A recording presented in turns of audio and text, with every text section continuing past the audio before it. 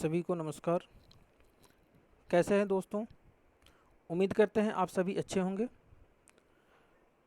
आज का जो क्लास होगा हमारे बिहार शिक्षक के लिए जो महत्वपूर्ण क्वेश्चंस हैं उसको हमने एकत्र किया है और आप सभी के बीच रख रहे हैं ताकि आपको जो वीवीआई क्वेश्चंस हैं वो आपको ढूंढना ना पड़े। हमने टॉपिक में भी लिखा है इस चीज़ का, वीवीआई क्वेश्चन बिहार शिक्षक के लिए महत्वपूर्ण प्रश्नोत्तर। ठीक है, तो देर न करते हुए चलते हैं सीधा हम अपने टॉपिक पे और कुछ क्वेश्चंस देखते हैं। तो चलिए देखते हैं। सबसे पहला क्वेश्चन है हमारा, पृथ्वी पर दिन और रात कैसे होते हैं? दिन और रात होते हैं, कैसे होते हैं? पहला ऑप्शन है दैनिक गति, दूसरा है वार्षिक गति, छमाही गति और तिमाही गति। दैनिक गति क्या है? दैनिक गति को हम लोग बोलते हैं घूर्णन गति। क्या बोलते हैं? घूर्णन गति भी बोलते हैं इसे।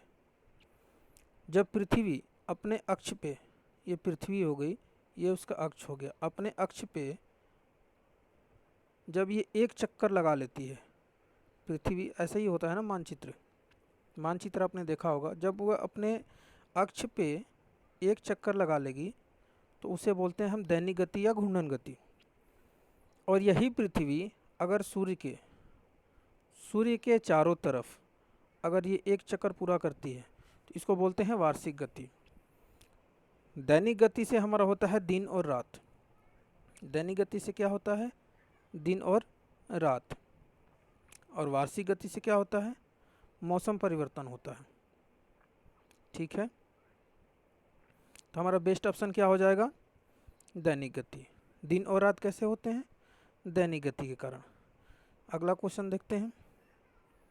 अगला क्वेश्चन है हमारा सबसे बड़ा ग्रह। हमारे टोटल कितने ग्रह हैं? 8 ग्रह हैं टोटल। 8 ग्रह में सबसे बड़ा ग्रह कौन सा है? बृहस्पति। एक चीज़ और है, इसके सबसे अधिक उपग्रह भी होते हैं। उपग्रह जो हैं बृहस्पति के ही सबसे अधिक उपग्रह भी होते हैं। ठीक है, नेक्स्ट क्वेश्चन है,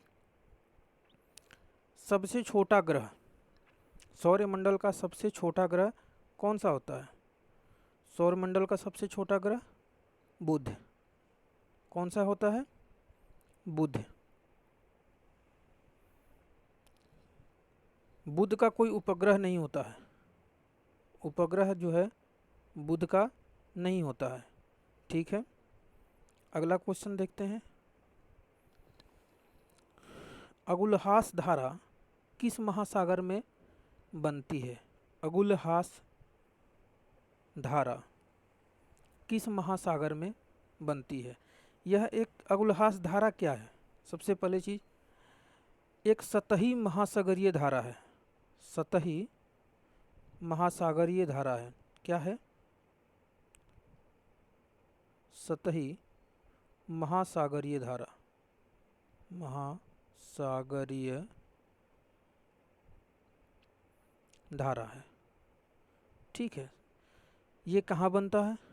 हिंद महासागर में। कहाँ बनता है? हमारा बेस्ट ऑप्शन होगा बी, हिंद महासागर में यह बनता है। कहाँ पे बनता है? पश्चिमी सीमा, पश्चिमी जो हिंद महासागर का जो पश्चिमी सीमा है ना, हिंद महासागर का जो पश्चिमी सीमा है वहाँ पे ये बनता है। ठीक है, नेक्स्ट क्वेश्चन देखते हैं। पृथ्वी का सबसे भीतर वाला भाग क्रोड किसका बना होता है? पृथ्वी का सबसे भीतर वाला भाग क्रोड। क्रोड क्या होता है? पृथ्वी का अंतःभाग। अंतःभाग मतलब अंदर वाला भाग, जिसका पता भूकंप विज्ञान के अध्ययनों द्वारा लगाया जाता है। भूकंप विज्ञान के जो विद हैं, जो भूकंप विज्ञान का जैसे ही पता लगाते हैं, उन्हीं के द्वारा पृथ्वी के अंतःभाग में जो क्रोड है उसका पता लगाया जाता है। यह एक ठोस विशाल गोले का आकार का होता है। क्रोड कैसा होता है? एक गोला के आकार का होता है। ठीक है, इसका जो त्रिज्या होता है, अगर ये गोलाकार है मतलब ये सर्किल है। ठीक है, सर्कल है, तो इसका त्रिज्या होगा, ये सेंटर हो गया, अगर इसका हम त्रिज्या मापते हैं तो लगभग ये 1220 किलोमीटर का होता है। 1220 किलोमीटर की इसकी त्रिज्या होती है। इसकी जो परिधि है, इसकी जो परिधि है ये चंद्रमा का 70% है। कितना है? चंद्रमा का 70% है। और किससे बनता है ये? लोहा और निकेल से। ऑप्शन हमारा डी हो जाएगा। ठीक है, नेक्स्ट देखते हैं क्वेश्चन नंबर 6। मैग्नीज के उत्पादन में, मैग्नीज के उत्पादन में भारत का दूसरा स्थान है। भारत का कौन सा स्थान है? दूसरा स्थान है। प्रथम देश कौन सा है? सबसे पहले तो ये जानते हैं कि मैग्नीज उत्पादन में, जो मैग्नीज उत्पादन है उसमें सबसे प्रथम स्थान हमारा हो जाता है, प्रथम सेकंड, ये दूसरा स्थान है सॉरी,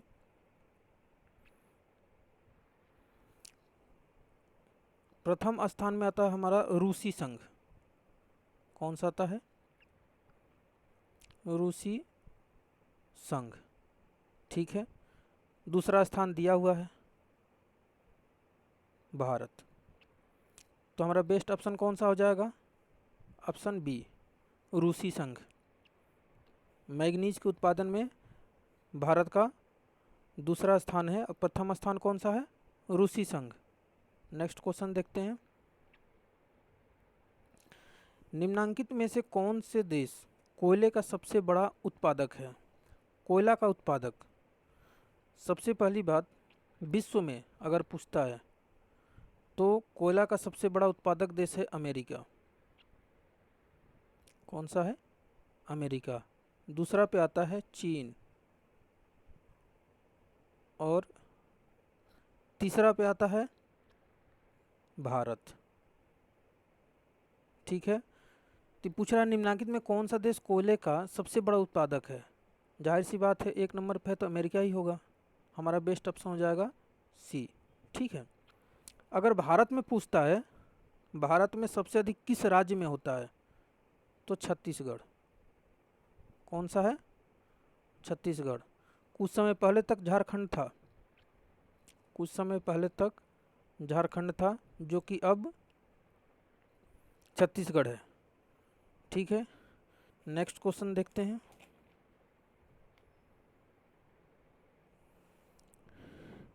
इनमें किसको जापान का मैनचेस्टर कहा जाता है?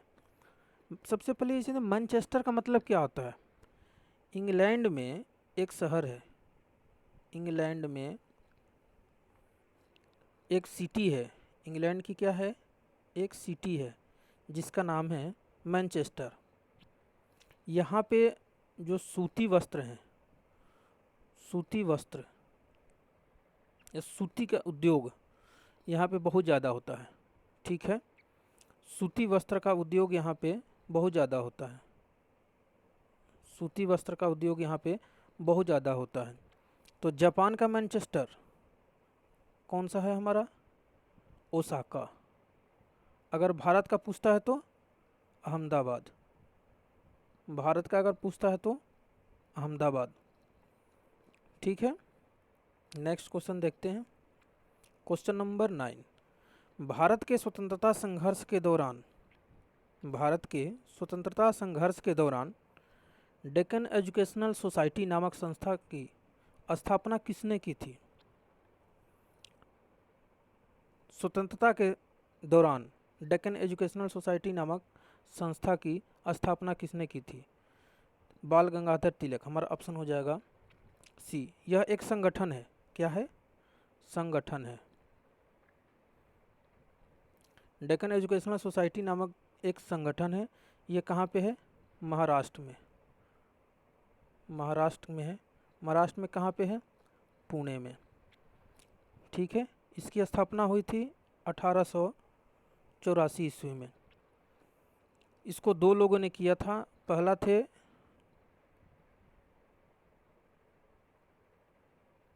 गोपाल गणेश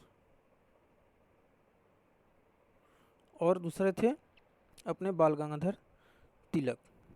ठीक है, नेक्स्ट क्वेश्चन देखते हैं। अगला क्वेश्चन है 1857 के गदर के समय भारत का गवर्नर जनरल कौन था? 1857 में जब क्रांति हुई थी, जब पहला स्वतंत्रता संग्राम जिसके नाम से जाना जाता है, उस समय भारत का गवर्नर कौन था? Lord Canning. हमारा ऑप्शन ए हो जाएगा। कौन सा था? Lord Canning. अगला क्वेश्चन देखते हैं। भारत भारतीयों के लिए नारा किस संस्था ने दिया था? जो भारत है वो भारतीयों के लिए है, ऐसा नारा किसने दिया था? स्वामी दयानंद सरस्वती। ये किसने दिया था? स्वामी दयानंद सरस्वती। ये कौन से समाज के संस्थापक थे? तो आर्य समाज के। ठीक है, इसकी स्थापना कब हुई थी? तो 10 अप्रैल 1875 में 1875 में इसकी स्थापना हुई थी। कहाँ पे हुई थी? एक जगह का नाम है गिरगांव। ये कहाँ पे है? मुंबई में है। जिस दिन स्थापना हुई थी उस दिन शनिवार था। ठीक है, तो हमारा बेस्ट ऑप्शन कौन सा हो जाएगा? आर्य समाज, क्योंकि स्वामी दयानंद सरस्वती ने दिया था और स्वामी दयानंद सरस्वती जो हैं वो आर्य समाज के संस्थापक हैं, इसलिए हमारा बेस्ट ऑप्शन कौन सा हो जाएगा? Option B, Arya Samaj. अगला क्वेश्चन देखते हैं। विंध्याचल और सतपुड़ा पहाड़ियों के बीच से होकर बहने वाली नदी, विंध्याचल और सतपुड़ा पहाड़ियों के बीच से होकर के बहने वाली नदी कौन सी है? ऑप्शन हो जाएगा हमारा ए, नर्मदा नदी। कौन सी? नर्मदा नदी। Question number 13, investor protection fund, investor protection fund, network problem है बहुत ज़्यादा। इन्वेस्टर प्रोटेक्शन फंड किस संस्था ने स्थापित किया था? सबसे पहले हम जानते हैं कि इन्वेस्टर प्रोटेक्शन फंड क्या है। इसकी जो स्थापना हुई थी वो कब हुई थी? ये 12 अप्रैल 1988 में इसकी स्थापना हुई थी। ठीक है, इसको किसने किस संस्था ने इसका स्थापना करवाया था? तो एक संस्था है सिक्योरिटी एंड एक्सचेंज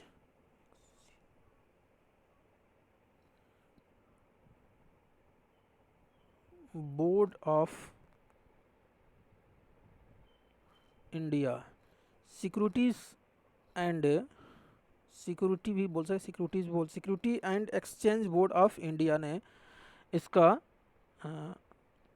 इस संस्था को स्थापित, इस संस्था ने इन्वेस्टर प्रोटेक्शन फंड का स्थापना किया था। मतलब हमारा ऑप्शन हो जाएगा ऑप्शन सी, SEBI।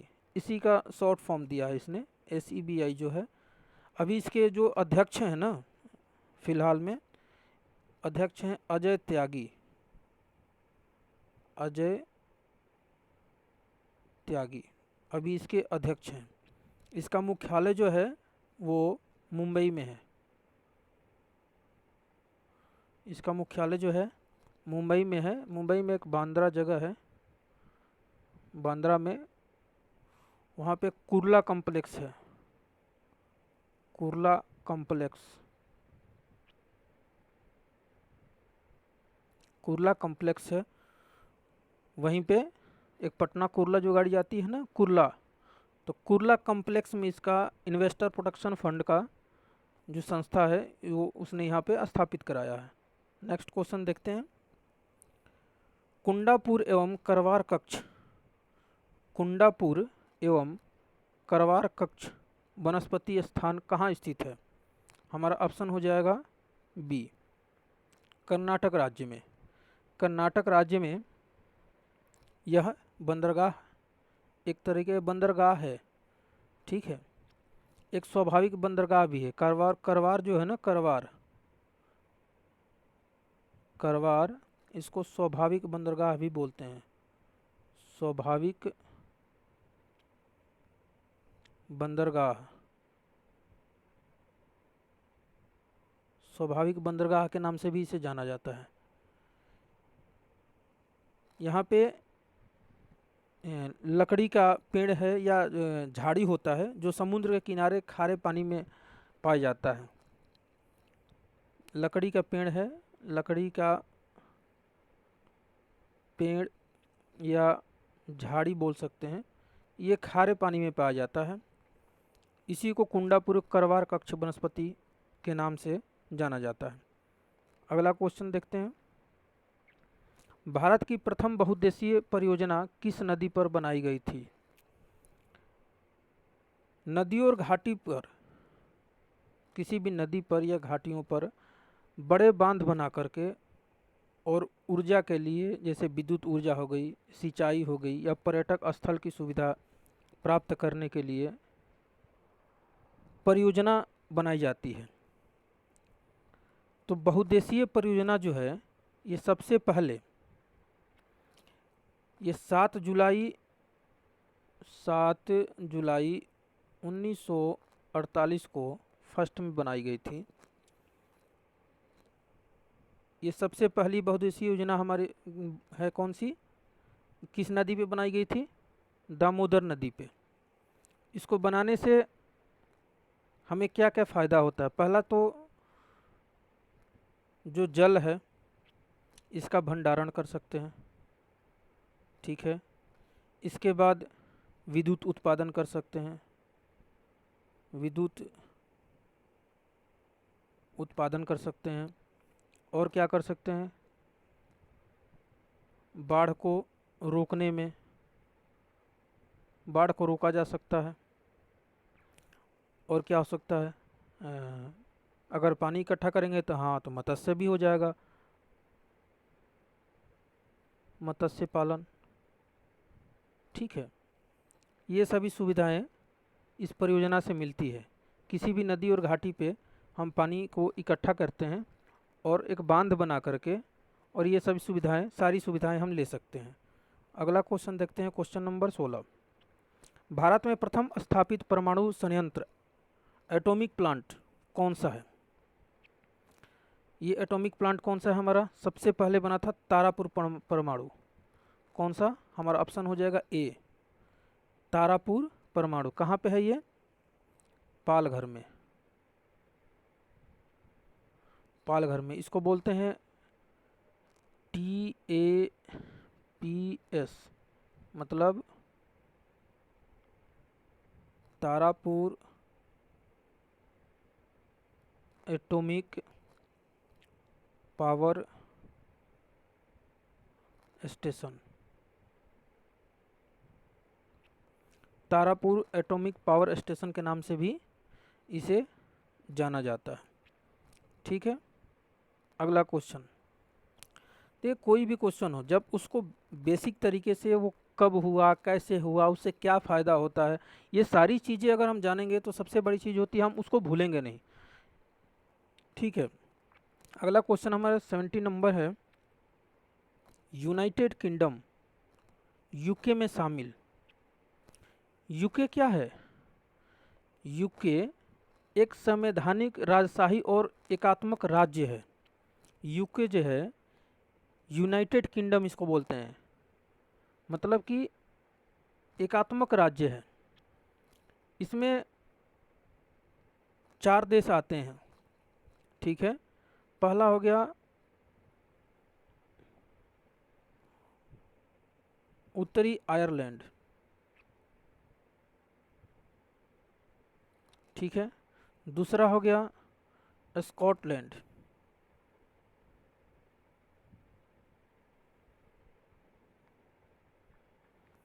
तीसरा हो गया वेल्स, और एक हो गया इंग्लैंड। ये 4 हैं। अब इसमें से देखते हैं कौन कौन सा ऑप्शन है। इंग्लैंड तथा उत्तरी आयरलैंड, उत्तरी आयरलैंड और इंग्लैंड, इसमें दोनों है, मतलब ऑप्शन ए भी हो जाएगा। और उत्तरी आयरलैंड तथा वेल्स, उत्तरी आयरलैंड तथा वेल्स, उत्तरी आयरलैंड और वेल्स, ये भी है ऑप्शन, ये भी है। स्कॉटलैंड तथा वेल्स, स्कॉटलैंड तथा वेल्स, मतलब ये तीनों ऑप्शन है। और इसमें दिए ए और डी, लेकिन हमें तो चाहिए 4, तो ए और डी इसमें देखिए, उत्तरी आयरलैंड इसमें भी है और उत्तरी आयरलैंड इसमें भी है, ऑप्शन ए में भी है ना यहाँ पे। तो इसको ऑप्शन बी को काट देंगे, ए और डी हमारा ऑप्शन हो जाएगा। ठीक है, अगला देखते हैं। अगला क्वेश्चन, आगरा शहर को किसने बसाया? आगरा शहर को किसने बसाया? मुस्लिम शासक थे सिकंदर लोदी। इन्होंने 1504 ईस्वी में इसका नाम आगरा रखा और आगरा शहर को बसाया। वैसे ये महाभारत के समय से ही हमारे देश में एक सिटी है। पहले इसका नाम जो था अग्रवन था। क्या बोलते हैं? अग्रवन, या इसको कहीं कहीं अग्रबाण भी बोला जाता है, अग्रबाण। ठीक है, इसका जो संबंध है, इसका संबंध एक ऋषि थे हमारे, अंगिरा ऋषि थे, इन्हीं के नाम पे पड़ा है। एक और महत्वपूर्ण चीज़ जानने वाली है। एक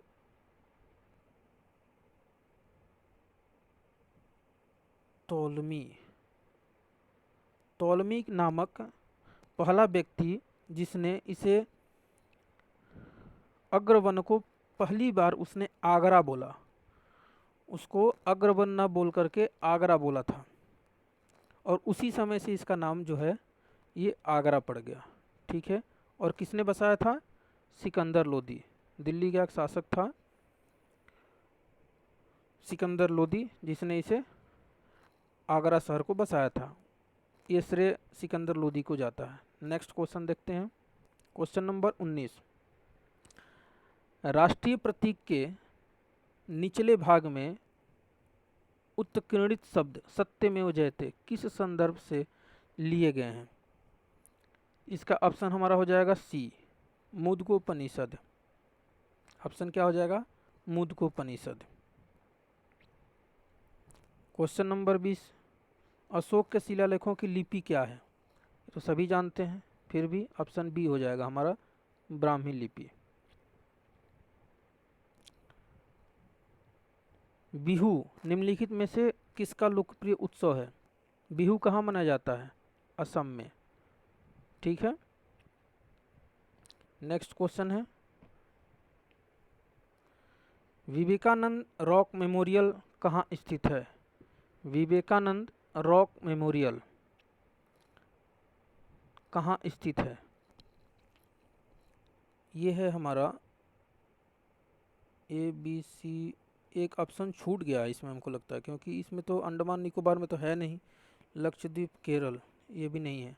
एक्चुअली देखिए, समुद्र में स्थित एक स्मारक है जो विवेकानंद रॉक मेमोरियल है, विवेकानंद रॉक मेमोरियल है।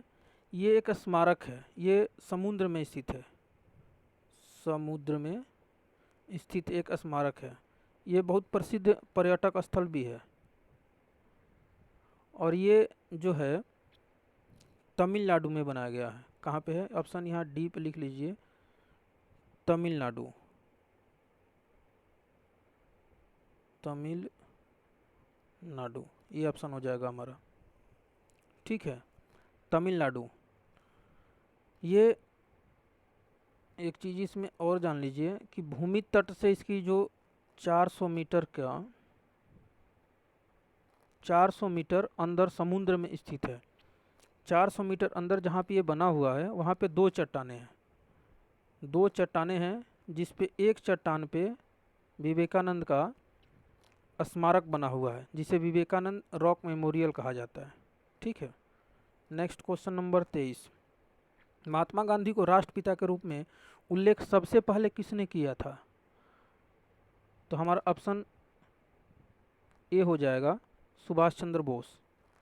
ठीक है।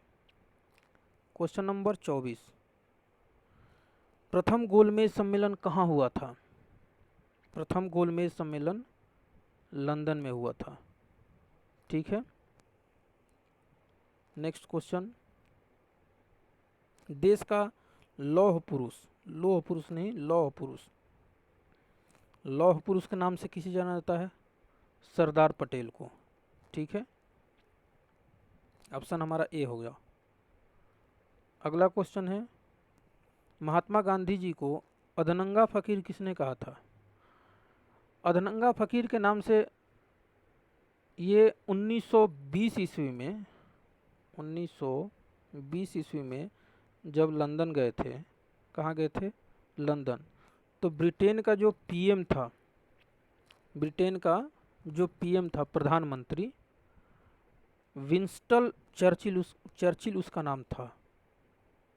Winston Churchill. उसने मजाकिया तौर पे मजाक उड़ाया था गांधी जी का।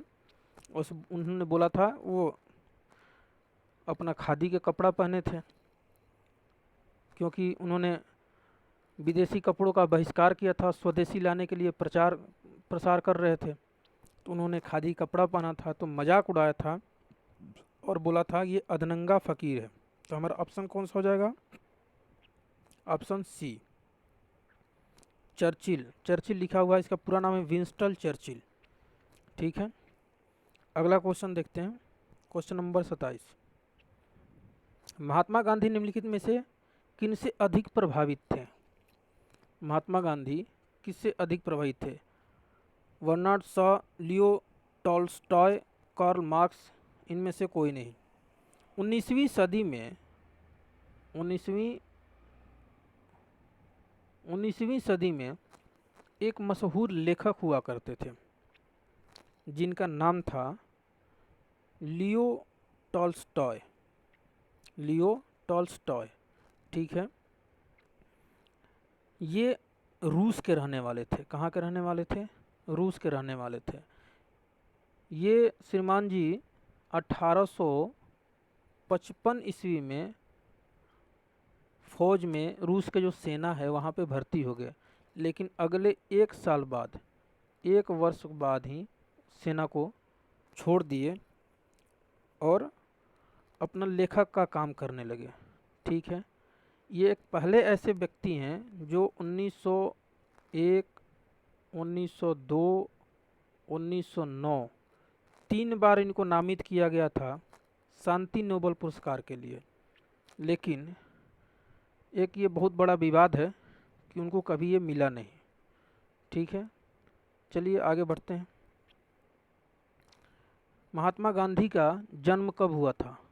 ये तो सभी जानते हैं, 2 अक्टूबर को। कौन से साल को हुआ था? 1869 ईस्वी में। कहाँ पे हुआ था? पोरबंदर। ठीक है। इनका बचपन का नाम क्या था? मोहनदास करमचंद गांधी। मोहनदास करमचंद गांधी इनका बचपन का नाम था। 2 अक्टूबर को आज के डेट में हम लोग अहिंसा दिवस के रूप में मनाते हैं। क्या मनाते हैं? अहिंसा दिवस के रूप में मनाते हैं। चलिए आगे बढ़ते हैं। पंजाब केसरी के नाम से विख्यात थे। पंजाब केसरी के नाम से कौन विख्यात था? हमारा ऑप्शन हो जाएगा डी। नेक्स्ट देखते हैं, निम्नलिखित में से कौन सी गंगा की सहायक नदी है? नदी नहीं है, सहायक नदी नहीं है। तो सहायक नदी, गंगा की सहायक नदियाँ कौन कौन सी है? एक तो हो गई आपकी यमुना। ठीक है। दूसरी नदी हो गई रामगंगा। तीसरी हो गई सोन, सरयू। ठीक है। इसके बाद कौन सी है? कोसी नदी भी है।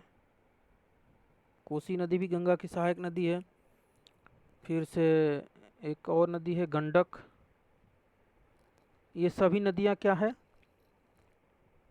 1 2 3 4 5, एक और है इसमें महानदी, महानदी ये भी गंगा की सहायक नदी है। ठीक है, ये बोल रहा है कि सहायक नदी कौन सी नहीं है। सोन तो सहायक है, गंडक भी सहायक है, कोसी भी सहायक है, एक सुवर्ण रेखा है, ये सहायक नदी नहीं है। चलिए आगे बढ़ते हैं।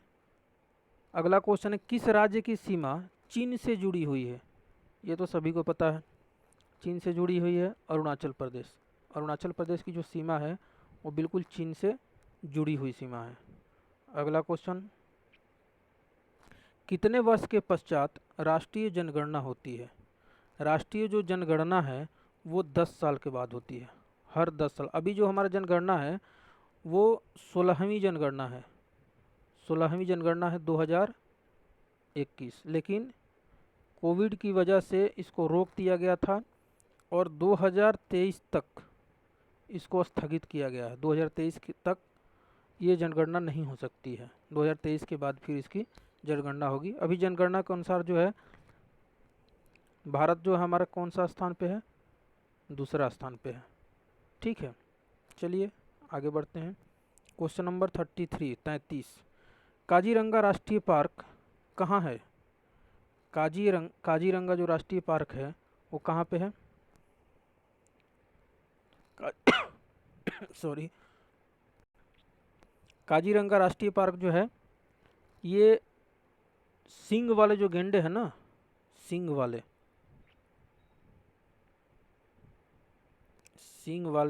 गेंडा, सींग वाले जो गेंडे हैं उसके लिए प्रसिद्ध है। ये कहाँ पे है, गोलाघाट जिले में है,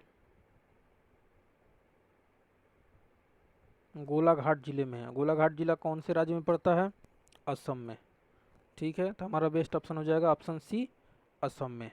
ठीक है, चलिए आगे बढ़ते हैं। क्वेश्चन नंबर 34 ऑपरेशन फ्लड से संबंधित है। ऑपरेशन फ्लड किससे संबंधित है। इसमें बहुत लोग फ्लड मतलब बाढ़ से संबंधित नहीं मार देना है, हाँ गलती हो जाएगा। ऑपरेशन फ्लड जो है ये श्वेत क्रांति, इसको बोलते हैं श्वेत क्रांति। ये किसने स्टार्ट किया था। ऑपरेशन जो फ्लड है ये डेयरी विकास के, इसको ऑप्शन हमारा हो जाएगा डी। ठीक है, ये 700 से अधिक,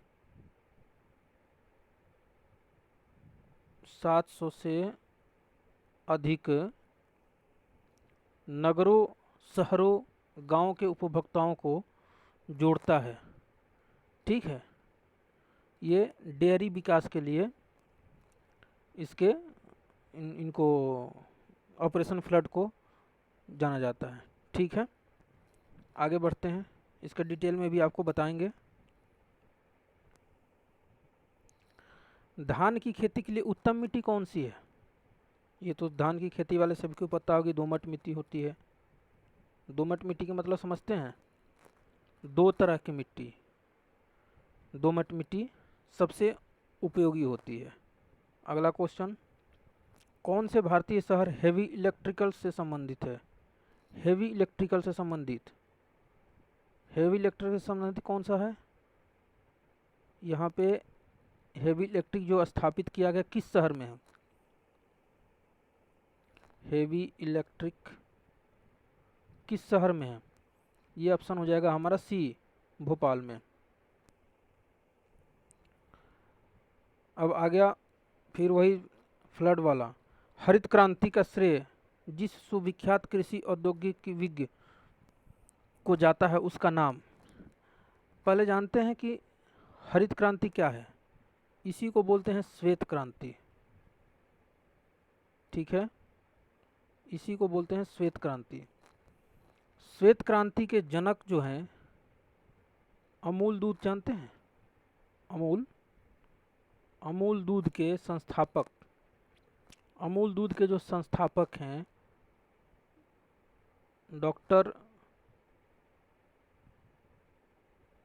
वर्गीस कुरियन, डॉक्टर वर्गीस कुरियन, ये अमूल दूध के संस्थापक हैं। इन्होंने ही श्वेत क्रांति या हरित क्रांति के जनक के नाम से जाने जाते हैं। ठीक है, तो हमारा ऑप्शन कौन सा हो जाएगा? Option C, doctor Verghese Kurien. ये 1921 में इनका जन्म हुआ था। इनका जन्म जो है 1921 में इनका जन्म हुआ था। चलिए नेक्स्ट क्वेश्चन देखते हैं। क्वेश्चन नंबर 38, राणा प्रताप सागर संबंधित है। राणा प्रताप सागर, राणा प्रताप सागर कहाँ पे है? राजस्थान में है। किस नदी पे बना है? चंबल नदी। ठीक है, चंबल नदी पे बना एक बांध है। ये कब बना था? तो 1953 ईस्वी में। ठीक है, 1953 ईस्वी में बना था। ये किस चीज़ के लिए बना है? जल विद्युत, ऑप्शन डी। ठीक है, अगला क्वेश्चन, क्वेश्चन नंबर 39, पृथ्वी और सूर्य के बीच अधिकतम दूरी किस तिथि को होती है? मतलब जब वार्षिक, अभी हम सबसे पहले पढ़े थे दैनिक गति, वार्षिक गति, तो वो कौन सा दिन है जिस दिन पृथ्वी सूर्य से काफ़ी दूर चली जाती है? वो है 4 जुलाई। ठीक है, इसको याद रखिएगा, बहुत ही इम्पोर्टेंट क्वेश्चन है ये, कई एग्जामों में ये पूछ चुका है।